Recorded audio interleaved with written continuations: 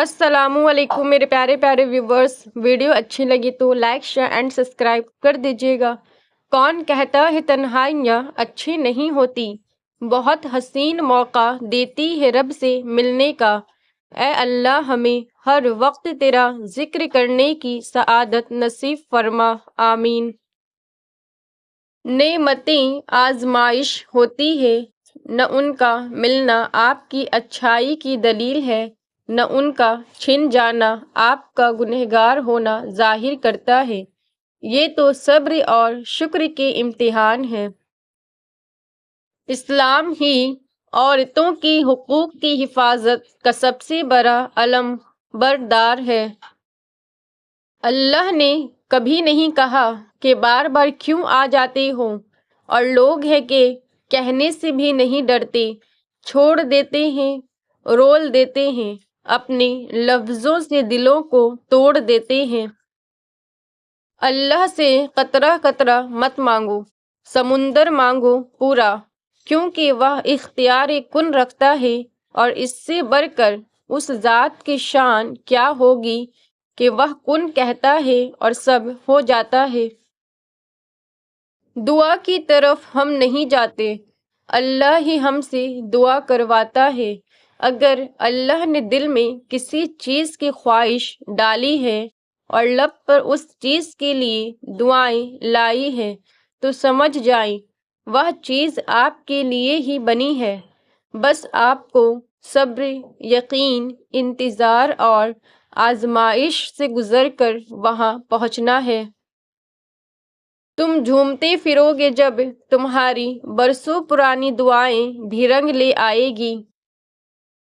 تہجد کے سجدوں میں مانگی گئی دعائیں جب عرش تک جاتی ہے تو کن کی خوشخبری ساتھ لے کر ہی لوٹتی ہے۔ جب تہجد کی دعائیں عرش پر گونجتی ہے تو پھر رب تمہاری دعا کو تمہاری جھولی میں ڈال ہی دیتا ہے، پھر تمہاری ادھوری خواہش مکمل ہو جاتی ہے اور تمہیں مطمئن کر دیا جاتا ہے۔ اللہ تمہیں تمہاری پسندیدہ چیز سے آزماتا ہے، اللہ تمہیں بے بس کر کے اپنے قریب لے آتا ہے، اللہ تمہیں دنیا سے مایوس کر کے اپنے اوپر توکل کرنا سکھاتا ہے، اللہ تمہیں لوگوں کے ہاتھوں توڑ کر خود سے جڑواتا ہے، اللہ حالات سے مجبور ہو کر تمہیں سجدوں تک لے آتا ہے، اللہ بہتر کو تم سے دور کر کے بہترین سے ملواتا ہے، اللہ آزمائش سے گزار کر تمہیں معززوں تک لاتا ہے۔ وہ جانتا ہے کہ تم کیا چاہتے ہو، پھر بھی اسے بے تحاشا پیار آتا ہے۔ جب تم اسے اپنی داستان سناتے ہو، تمہاری عرش تک جاتی آواز اسے بے حد پسند ہے، بہت غور سے سنتا ہے وہ جب تم اسے پکارتے ہو۔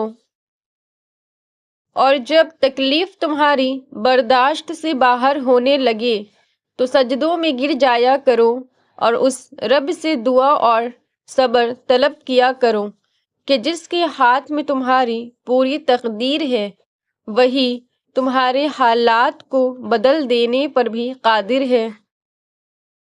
اللہ کسی کا کچھ نہیں رکھتا، اللہ بہت غیرت والا ہے۔ آپ جو بھی اس کی راہ میں صدقہ کریں یا قربانی دیں، وہ اس کو کئی گناہ برکت دے کر لوٹا دیتا ہے۔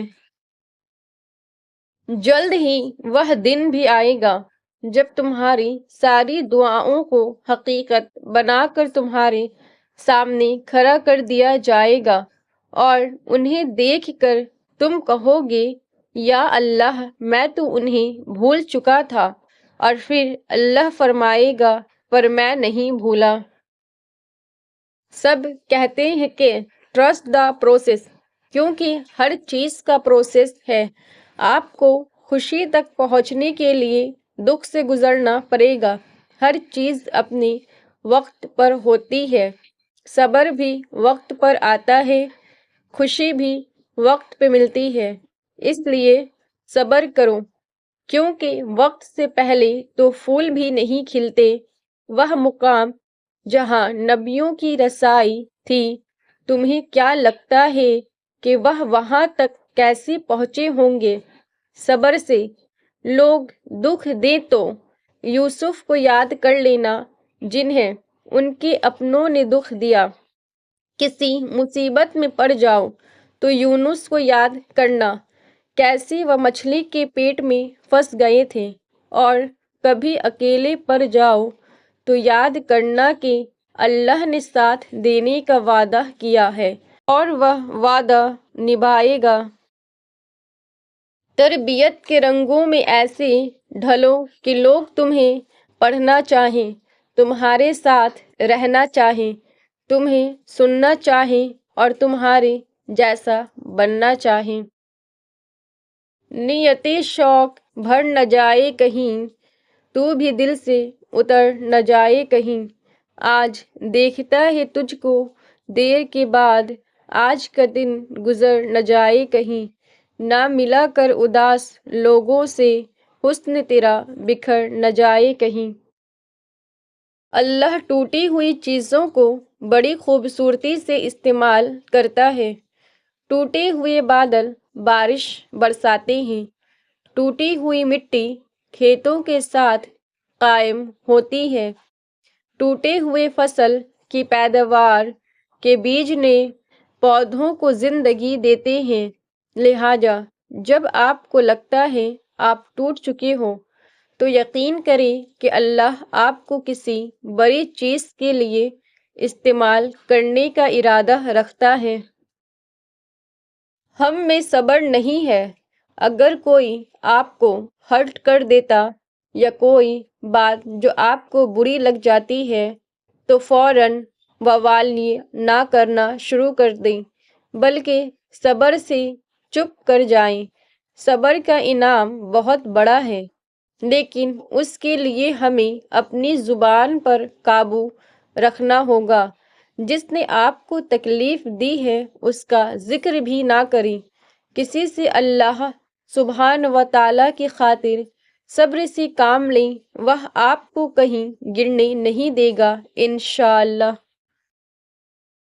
ہر شے پر طاقت رکھنے والا، دل کی پکار کو سننے والا، دونوں جہاں کو پیدا کرنے والا، یوسف و یعقوب کو ملوانے والا، تپتی دھوپ میں گھنی چھاؤں دینے والا، اندھیری رات کو پرنور سحر میں بدلنے والا، بڑے بڑے طاقتوروں کو اپنی طاقت دکھانے والا، ایسا کیا ہے جو اس کے اختیار میں نہیں ہے؟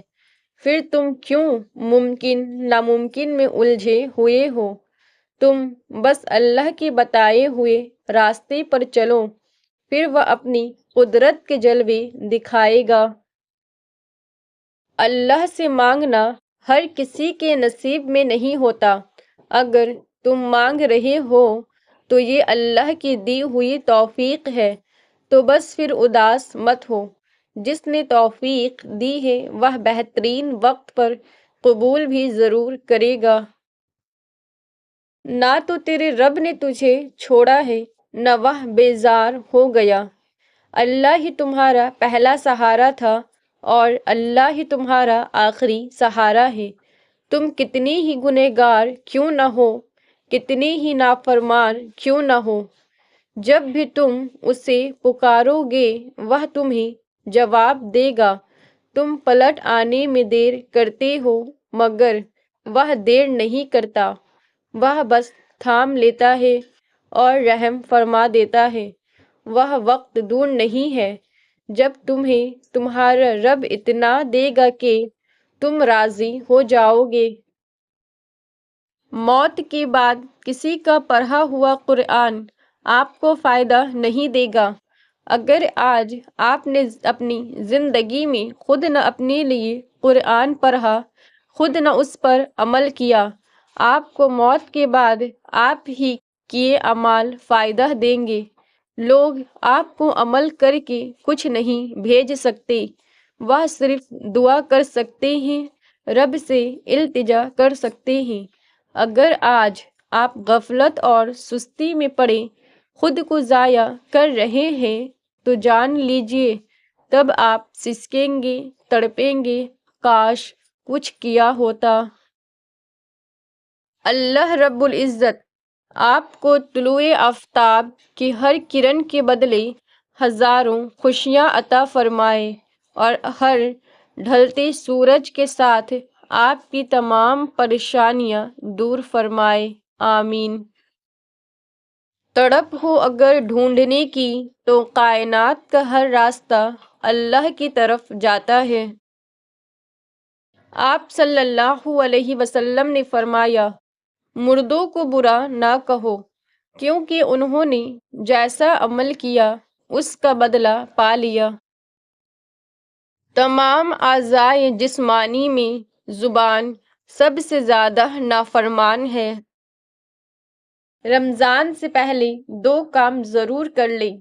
ہر گناہ و نافرمانی سے فوری توبہ کر کے دل کو پاک صاف کر لیجئے تاکہ رمضان المبارک شروع ہوتے ہی ہمارے دل اللہ پاک کی محبت اور ماہ رمضان کی برکتیں سمیٹنے کے قابل رہے اور ایسے مبارک مہینے میں ہمارا کوئی لمحہ گناہ و نافرمانی کی نظر نہ ہو جائے۔